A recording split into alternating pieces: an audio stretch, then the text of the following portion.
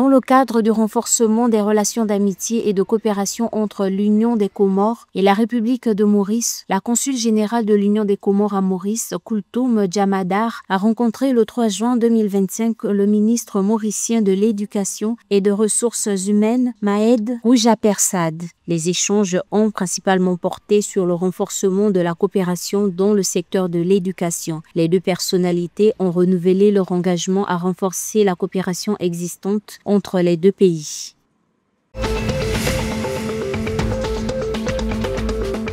Madagascar a connu une hausse de 16% des flux d'investissements directs étrangers, passant de 519 millions de dollars en 2023 à 602 millions de dollars en 2024, d'après le rapport paru le 3 juin 2025 de l'Economic Development Board of Madagascar. Les secteurs porteurs incluent l'agriculture, l'industrie, le tourisme, l'énergie et les technologies modernes. Par ailleurs, une croissance économique de 4,4% est prévue pour le pays en 2024, un taux qui dépasse la moyenne de l'Afrique subsaharienne, évaluée à 4,2%.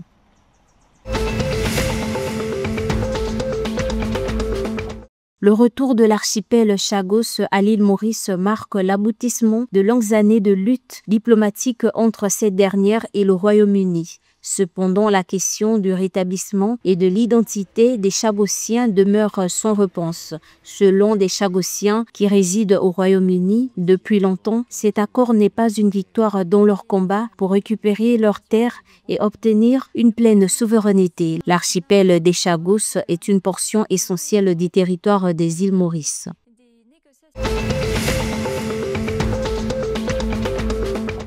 Ce jeudi 5 juin 2025, lors de la célébration de la Journée mondiale de lutte contre la pêche illégale, non déclarée et non réglementée, les autorités seychelloises ont lancé un message appelant à des efforts internationaux pour assurer la durabilité des pêcheries régulières mais sérieusement compromises. La pêche illicite, non déclarée et non réglementée représente un danger majeur pour nos ressources halieutiques, nuit aux moyens de subsistance des pêcheurs intègres et met en danger la pérennité de nos mers à long terme, a alerté le ministre de la Pêche et de l'Économie bleue, Jean-François Ferrari. Les agences chargées de l'application de la loi travail sont relâches pour détecter, dissuader et éliminer les activités illégales en mer, a-t-il affirmé.